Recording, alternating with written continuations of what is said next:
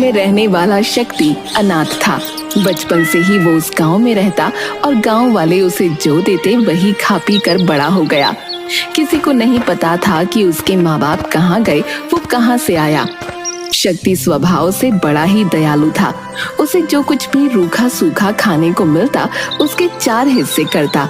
एक हिस्सा एक चूहे को देता, दूसरा हिस्सा एक बिल्ली को, तीसरा हिस्सा एक तोते को और बचा हुआ एक हिस्सा वो खुद खा लेता। इस तरह शक्ति बड़ा हो चला था। एक दिन गांव का एक सेठ शक्ति से कहता है, अरे कब तक तू इस तरह दूसरों के दिए पर अपना गुजर बसर करेगा रे? अब तो तू जवान हो चुका है, कुछ काम क्यों नहीं करता? क्या काम करूं सेठ जी, मुझे तो कोई काम आता ही नहीं। काम किसी को नहीं आता, बस सीखना पड़ता है, और तुझे भी काम सीखना चाहिए। सारा दिन चूहे बिल्ली और तोतों के बीच में बैठा रहता है। ना तो मेरे माँ बाप हैं, ना भाई बहन और ना ही कोई रिश्तेदार। मुझे कौन सिखाएगा? आप सबकी कृपा से मैं जीवित रह गया, और ये जानवर भी तो आप सबकी कृपा से ही पल रहे हैं, वरना ये बेचारा चूहा पैर में गहरी चोट थी, मानो मर ही जाता। लेकिन आज ये बिल्कुल स्वस्थ है। और ये तोता, न जाने किसने इस बेचारे के पंख काट दिए थे, लेकिन अब ये पूरी तरह ठीक है। और ये बिल्ली, इसने तो एक माँ की तरह हमेशा मेरे सर पर हाथ रखा है। न जाने मेरा इससे क्या रिश्ता है। हाँ, तेरी ये कहानी हम बरसों से सुनते आ रहे हैं, लेकिन अब तुझे अपने साथ साथ इन जानवरों के भरण पोषण के लिए कुछ काम करना चाहिए। शक्ति शरीर से काफी कमजोर था। वो मेहनत का काम नहीं कर पाता था और पढ़ा लिखा न होने के कारण उसे कोई दूसरा काम भी नहीं आता था। वो गांव के लोगों के छोटे मोटे काम कर दिया करता, लेकिन उसके बदले कोई उसे पैसे नहीं देता था। लोग बस अपने घर का बचा हुआ खाना उसे दे दिया करते थे। एक दिन शक्ति अपने तीनों दोस्तों से बातें कर रहा होता है। दोस्तों, मुझे अपने जीवन से किसी चीज की इच्छा नहीं है, लेकिन अब ऐसा लगता है कि गांव वालों का बचा खाना भी हमारे हिस्से में नहीं है। शायद इस गांव में हमारा दाना पानी इतने ही दिनों का था। मैं सोच रहा हूं कि किसी और गांव चला जाऊं और काम ढूंढने की कोशिश करूं, लेकिन मैं तुम सबको अपने साथ नहीं ले जा सकता। इसलिए मैं तुम सबके रहने का ठिकाना यहीं पर कर देता हूं। शक्ति चूहे को ले जाकर सेठ के गोदाम में छोड़ देता है, जहां उसे अनाज की भरी हुई बोरियां दिखती हैं। चूहा अपना पूरा जीवन उस गोदाम में रहकर गुजार सकता था। उसे कभी खाने की कमी नहीं होती। चूहा बड़ा खुश होता है और मनुष्य की आवाज में शक्ति से कहता है, मित्र, तुमने तो मेरे पेट भरने का इंतजाम कर दिया है, अपना ध्यान रखना। अरे, तुम इंसानों की तरह बोल सकते हो? हाँ, मैं तुम्हारी सारी बातें सुन भी सकता हूँ और बोल भी सकता हूँ। एक बात ध्यान से सुनो, तुम्हें जब भी मेरी जरूरत हो बस आंखें बंद करके मुझे दिल से याद करना, मैं तुम्हारे सामने आ जाऊंगा। ठीक है मित्र, तुम बस अपना ध्यान रखना, मैं चलता हूँ। शक्ति अब बिल्ली को लेकर गांव के सबसे बड़े हलवाई के घर के पीछे छोटे से जंगल में जाता है और बिल्ली से कहता है, मित्र, अब तुम रोज रात के समय इस हलवाई के घर जाना और दूध दही जो मिले वो खाकर वापस आ जाना। सिर्फ मेरी एक बात का ध्यान रखना कि दिन के समय उसके घर कभी मत जाना और रात को अपना ध्यान रखकर ही जाना। तभी बिल्ली भी इंसान की आवाज में बोलती है, तुम्हारा बहुत बहुत शुक्रिया मित्र, तुमने मेरा बहुत ध्यान रखा। तुम्हें जो भी मिलता था हमेशा हम सबके साथ खाया। तुम अपना ध्यान तो रख सकोगे? अरे, क्या तुम भी चूहे की तरह बोल सकती हो? हाँ, सिर्फ मैं और चूहा ही नहीं, तोता भी तुम्हारी भाषा में बात कर सकते हैं। हम तीनों तुम्हारी बातों को समझते भी हैं। तुम अपना ध्यान रखना और जब भी जरूरत हो आंखें बंद करके मुझे याद कर लेना, मैं तुम्हारे सामने आ जाऊंगी। शक्ति बिल्ली से विदा लेता है और तोते को लेकर नदी के पास जाता है। मित्र, मैं जानता हूँ कि तुम भी चूहे और बिल्ली की तरह ही बोल सकते हो और मेरी हर बात समझते भी हो, इसलिए तुम भी अपना ध्यान रखना, शिकारी से बचकर रहना। शुक्रिया मित्र, तुमने इतने सालों हमारी रक्षा की, हमें संभाला, परंतु अपना ध्यान रखना और जब भी जरूरत हो अपनी आंखें बंद करके दिल से हमें याद करना, हम तुम्हारे सामने आ जाएंगे। शक्ति अपने मित्रों से विदा लेकर आगे बढ़ता है और ये सोचता है कि मुझे काम तो आता नहीं, मैं करूँगा क्या। तभी उसे गांव में आने वाले सपेरे की याद आती है। वो सपेरे के पास जाता है और उससे कहता है, क्या आप मुझे कुछ काम सिखा सकते हैं या कुछ काम दे सकते हैं? तुम क्या काम कर सकते हो? मेरा काम तो बड़ा जोखिम का है, इसे सीखने में बहुत समय लगता है। सांपों को पकड़ना, उनके जहरीले दांत निकालना बड़ा मुश्किल काम है, इसमें जान भी जा सकती है। बिना भोजन की भी तो जान जा ही सकती है। ठीक है, अगर तुम यही चाहते हो तो तुम मेरे साथ रह सकते हो। कुछ समय तक शक्ति सपेरे के साथ रहता है और काम सीखने की कोशिश करता है, लेकिन अपने दया भाव की वजह से उसे सांपों को जंगल से पकड़कर लाना और उनके दांत निकालकर उन्हें कैद करना बिल्कुल पसंद नहीं आ रहा था। एक दिन वो अकेला ही सांप पकड़ने जंगल में जाता है और एक सांप को पकड़ भी लेता है। तभी उसके मन में दया भाव जागृत होती है और वो उस सांप को वापस जंगल में छोड़ देता है। तभी सांप बोल पड़ता है, मुझे इस जंगल में मत छोड़ो, मैं बहुत बूढ़ा हो चुका हूँ। अगर तुम मुझे यहाँ छोड़कर जाओगे तो इस जंगल के जानवर मुझे खा लेंगे, क्योंकि मैं अब भाग भी नहीं सकता। क्या तुम भी इंसानों की तरह बोल सकते हो? हाँ, मैं तुम्हारी तरह बोल सकता हूँ। लेकिन मैं तुम्हें कहाँ पर छोड़ूं जहां तुम सुरक्षित रहोगे? तुम ही मुझे कोई ऐसी जगह बता दो। तुम मुझे लेकर जंगल में पूर्व दिशा की ओर चलो।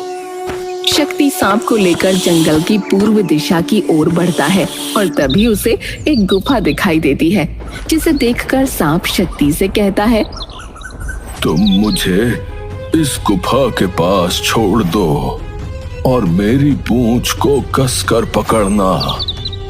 अब ठीक है। शक्ति सांप को गुफा के पास छोड़ देता है और उसकी पूंछ को कसकर पकड़ लेता है। सांप की पूंछ के सहारे वो उस गुफा के अंदर सरकता जाता है और कुछ देर के बाद वो एक अनोखी दुनिया में पहुंच जाता है, जहां बहुत सुंदर फूल, पेड़, झरने, नदी, सब कुछ बहुत सुंदर था। वहीं पास में एक बहुत बड़ा सुंदर महल भी था। सांप अपनी केंचुली छोड़ता है और एक सुंदर से राजकुमार के रूप में शक्ति के सामने खड़ा हो जाता है। अब तुम कौन हो और तुमने अपना रूप कैसे बदला? मैं एक इच्छाधारी सर्प हूँ और इस सर्प नगरी का मंत्री भी हूँ। तुम मेरे साथ इस महल के अंदर चलो। शक्ति उस युवक के साथ महल के अंदर जाता है, जहाँ पर सर्पराज विराजमान होते हैं। महाराज की जय हो। महाराज, आज तो मैं बहुत बुरी तरह फंस गया था। वो तो शुक्र है इस युवक का, जिसने सही समय पर अपने दिल की बात सुनी और मुझे आजाद कर दिया, वरना मैं किसी सपेरे के पिटारे की शोभा होता। तुम्हारा बहुत बहुत शुक्रिया युवक। आज तुमने हमारे मंत्री की रक्षा करके हमारा दिल जीत लिया है। अब मैंने तो बस अपने दिल की बात सुनी महाराज। अपने इस उपकार के बदले कुछ समय हमें मेहमान नवाजी का मौका दो और हमारे इस सर्प लोक में रहो। अब जैसी आपकी आज्ञा महाराज। शक्ति कुछ समय तक सर्प लोक में ही रहता है। सर्पराज शक्ति की बोल चाल और उसके स्वभाव से बहुत प्रभावित होते हैं और मन ही मन अपनी इकलौती पुत्री का विवाह उससे करने की ठान लेते हैं। इस विषय में वो अपने मंत्रियों से सलाह करते हैं और उन सब की सहमति के बाद वो शक्ति से बात करके अपनी पुत्री और शक्ति की शादी कर देते।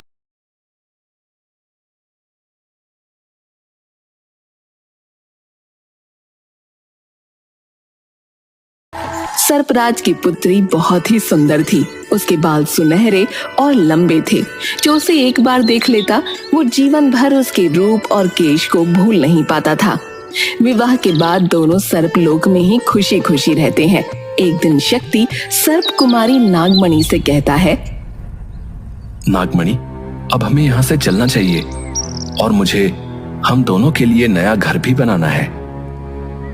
ठीक है, परंतु आपको पहले पिताजी से आज्ञा लेनी होगी और जब वो आपको जाने की आज्ञा दे दें और आपसे कुछ मांगने को कहें तो आप पहले उनसे ये वादा ले लीजिएगा कि वो आपके द्वारा मांगी गई वस्तु आपको दे दें। आप उनके गले में पड़ी हुई मोतियों की माला मांगना। ठीक है। शक्ति सर्पराज के पास जाता है और नागमणि को साथ लेकर वहां से जाने की आज्ञा मांगता है। अगर तुम्हें यही उचित लगता है तो मैं तुम्हें नहीं रोकूंगा। मैंने तुम्हें अपने जीवन की सबसे बहुमूल्य चीज, अपनी पुत्री नागमणि दे दी है, परंतु फिर भी मैं चाहता हूं कि तुम जाने से पहले मुझसे कुछ उपहार स्वरूप ले लो। अब ठीक है, अगर आप चाहते हैं तो मैं आपसे जरूर मांग लूंगा, परंतु आपको मुझसे वादा करना होगा कि आप मुझे वो वस्तु अवश्य देंगे जो मैं आपसे मांगूंगा। मैं तुमसे वादा करता हूं। बताओ तुम्हें क्या चाहिए? मुझे आपके गले की मोतियों की माला बहुत अच्छी लगती है। अब क्या आप मुझे उपहार स्वरूप ये दे सकते हैं? बिल्कुल दे सकता हूं। सर्पराज अपने गले में पड़ी हुई मोतियों की माला निकालकर शक्ति को दे देते हैं। शक्ति और नागमणि पिता से विदा लेकर सर्पलोक से बाहर पृथ्वी लोक पर आ जाते हैं। पृथ्वी लोक पर आने के बाद नागमणि शक्ति से कहती है, अब हम कहाँ जाएंगे? आपके पास तो कोई घर भी नहीं है। चिंता ना करो, मैं बहुत मेहनत करूंगा और हमारे लिए एक बहुत सुंदर घर बनाऊंगा। आपको कुछ करने की जरूरत नहीं है। आप मुझे पिताजी की दी हुई वो मोतियों की माला दे दीजिए। शक्ति मोतियों की माला नागमणि को देता है। नागमणि मोतियों की माला पर जल का छिड़काव करती है और हाथ जोड़कर विनती करती है, हे अमूल्य माला, आप मेरे और मेरे पति के लिए एक बहुत सुंदर सा महल बना दीजिए और हर सुख सुविधा से पूरी तरह से वो संपूर्ण हो, जहाँ किसी चीज की कोई कमी ना हो। नागमणि के प्रार्थना करते ही वहां पर एक बहुत सुंदर सा महल बन जाता है, जहाँ सब कुछ होता है। नागमणि और शक्ति उस महल में खुशी खुशी रहते हैं। एक दिन नागमणि अपने महल की खिड़की पर खड़ी होकर अपने बालों को सुखा रही होती है। तभी उसके कुछ बाल टूटकर महल के पास बह रही नदी में चले जाते हैं और उन बालों को एक मछली निगल जाती है। मछुआरे नदी में मछलियां पकड़ रहे होते हैं और वो मछली भी उनके जाल में फंस जाती है। मछुआरे मछलियों को पास के राज्य के राजा के पास उपहार स्वरूप भेंट कर देते हैं। महाराज की जय हो। महाराज, आज हमने बहुत सारी मछलियां पकड़ी हैं और उपहार स्वरूप हम आपको ये भेंट करना चाहते हैं।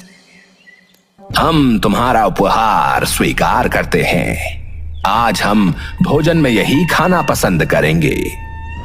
राजा के आदेश पर रसोइया उन मछलियों को काटकर पकाने की तैयारी कर रहा होता है।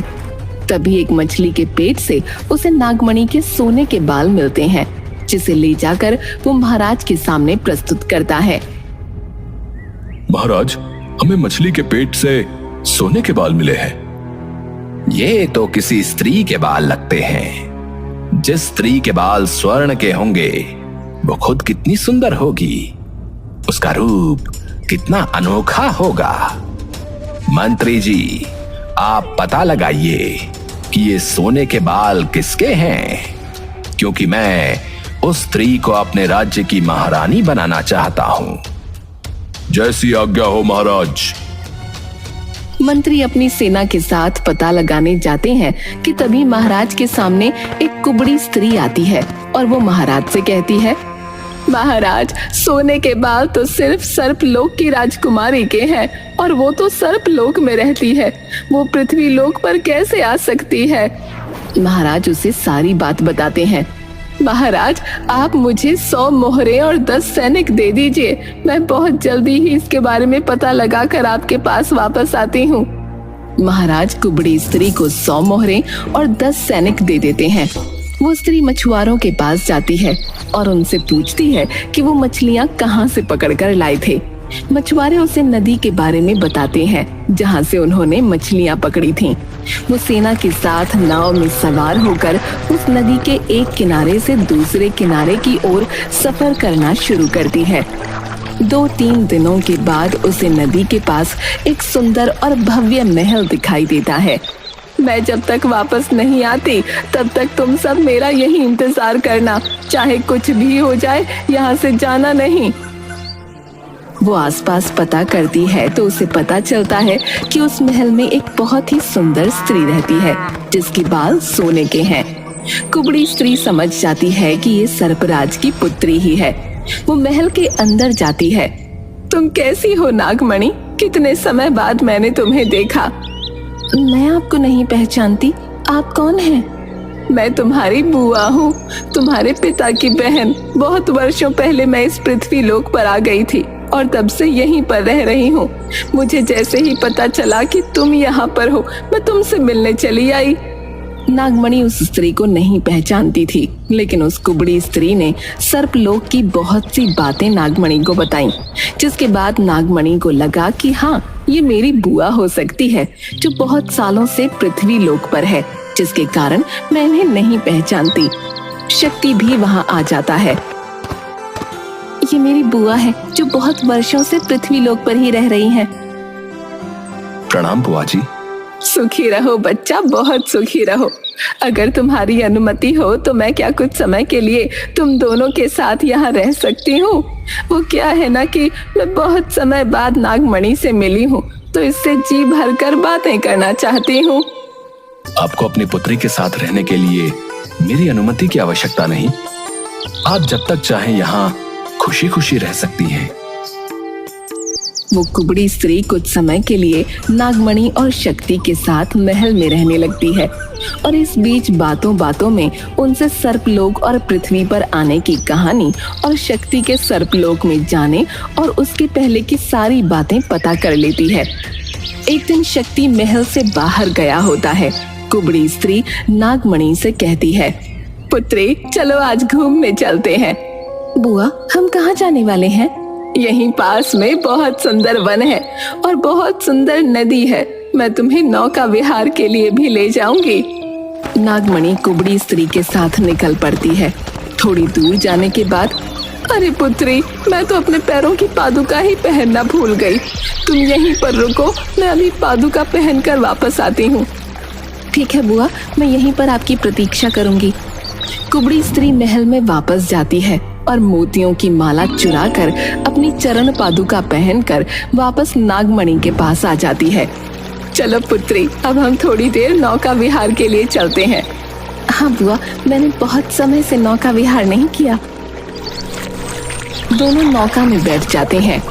कुबड़ी स्त्री अपने साथ आए हुए सैनिकों को इशारा कर देती है और वो नौका को तेजी से नदी के दूसरे तट की ओर ले जाने लगते हैं। नागमणि को कुछ सही नहीं लगता। हम कहाँ जा रहे हैं बुआ? और ये लोग इतनी तेज नौका क्यों चला रहे हैं? चुपचाप इस नौका में बैठी रहो और शोर मचाने या कुछ करने की जरूरत नहीं है, क्योंकि तुम्हारी रक्षा करने यहाँ कोई नहीं आएगा। नागमणि समझ जाती है अब यहाँ चिल्लाने या कुछ कहने का कोई फायदा नहीं, क्योंकि उसकी आवाज सुनने वाला यहाँ कोई भी नहीं। कुछ समय में वो कुबड़ी स्त्री और सैनिक नागमणि को लेकर राजा के पास पहुंच जाते हैं। महाराज, ये रही आपकी सोने के केश वाली स्त्री। इसका नाम नागमणि है। हम तुम्हारे काम से बहुत प्रसन्न हुए। बताओ, तुम्हें क्या चाहिए? महाराज, इस अनमोल स्त्री के बदले मैं आपसे क्या मांग सकती हूँ? महाराज कुबड़ी स्त्री को बहुत सा धन, सोने चांदी, जेवर, हीरे जवाहरात देकर वहाँ से भेज देते हैं। परंतु कुबड़ी स्त्री जादुई मोतियों की माला के बारे में राजा को कुछ नहीं बताती और वहां से चली जाती है। दूसरी तरफ नागमणि को पूरा विश्वास था कि शक्ति उसे ढूंढता हुआ बहुत जल्द उसके पास आ जाएगा, क्योंकि वो जानती थी कि शक्ति के पास मोतियों की जादुई माला है। राजा नागमणि के पास आता है। तुम्हें किसी बात से डरने की जरूरत नहीं है। मैं सिर्फ इतना चाहता हूँ कि तुम खुशी खुशी मेरे साथ इस राज्य की महारानी बनकर रहो। राज्य की महारानी बनकर रहो। मुझे ये स्त्री धोखे से यहाँ लाई है, परंतु आपके स्वभाव से मैं प्रभावित हुई। मैं आपसे सिर्फ एक विनती करना चाहती हूँ। अगर आपको उचित लगे तो क्या आप मेरी एक इच्छा पूरी कर सकते हैं? बताओ, तुम्हारी क्या इच्छा है? हम जरूर पूरी करेंगे। मैं सिर्फ इतना चाहती हूँ कि आप 6 महीने तक मेरे पास आने की कोशिश मत कीजिए, और 6 महीने के बाद आप जैसा चाहेंगे मैं वैसा ही करूंगी। महाराज तो नागमणि के रूप पर पहले ही मोहित हो चुके थे। उन्होंने तुरंत कहा, ठीक है, तुम जैसा चाहती हो वैसा ही होगा।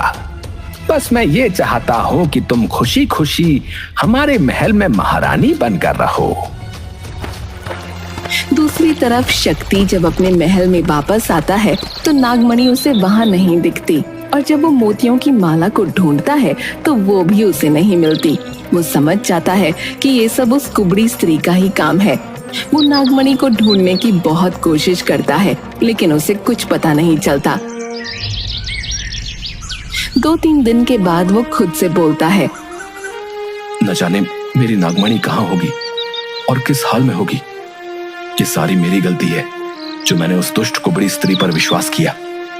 जादुई मोतियों की माला भी वही लेकर गई होगी, लेकिन अगर वो नागमणि के पास होती तो अब तक नागमणि वापस आ चुकी होती।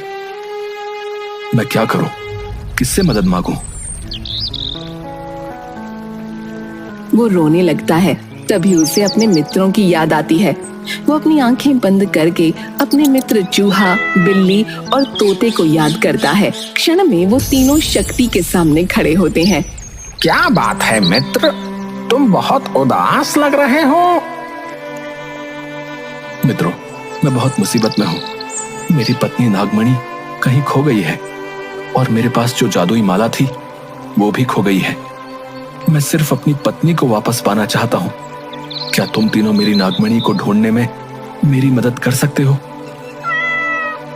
तुम बिल्कुल फिक्र मत करो, हम सब मिलकर नागमणि को जल्दी ढूंढकर वापस ले आएंगे।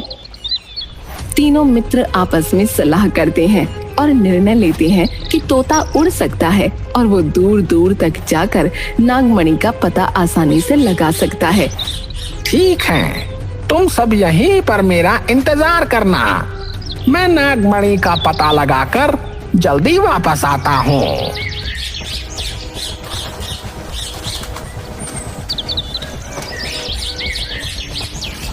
मैंने नागमणि का पता लगा लिया है। वो पास के ही राज्य के राजा के महल में है, परंतु मैंने उसके गले में वो मोतियों की माला नहीं देखी। वो मोतियों की जादुई माला उस कुबड़ी स्त्री ने चुराई होगी। चूहा और बिल्ली दोनों उस कुबड़ी स्त्री का पता लगाकर उसके घर पहुंच जाते हैं और खिड़की से छुपकर घर के भीतर देखते रहते हैं। कुबड़ी स्त्री घर के अंदर आती है और मोतियों की माला को अपने मुंह में डालकर सो जाती है। ये तो बड़ी ही दुष्ट स्त्री है। मोतियों की माला को कोई ले न सके इसलिए अपने मुख में डालकर सो रही है। अब हम इसके मुख से माला कैसे निकालेंगे? ये शेर है तो हम सवा शेर हैं। मैं तुमसे जैसा कहता हूँ वैसा करना। चूहा बिल्ली के कान में कुछ कहता है और अपनी पूंछ उस कुबड़ी स्त्री की नाक में डाल देता है, जिसकी वजह से कुबड़ी स्त्री को जोर की छींक आ जाती है और मोतियों की माला उसके मुंह से निकलकर जमीन पर गिरती है। माला गिरते ही बिल्ली माला लेकर वहां से भाग जाती है। वो दोनों सीधा शक्ति के पास जाते हैं। मित्र, ये लो अपनी जादुई मोतियों की माला और जल्दी ही अपनी नागमणि को अपने पास वापस बुला लो। जादुई माला, जल्दी से मेरी नागमणि जहां भी हो उसे वहां से सुरक्षित मेरे पास वापस ला दो। इतना कहते ही नागमणि शक्ति के पास वापस आ जाती है। नागमणि और शक्ति अपने तीनों मित्रों के साथ सर्पलोक में वापस चले जाते हैं और अपनी जादुई माला से प्रार्थना कर वो जादुई महल भी वहां से गायब कर देते हैं। दूसरी तरफ दमकल राज्य के राजा नागमणि को ढूंढते हुए उस कुबड़ी स्त्री के साथ जादुई महल के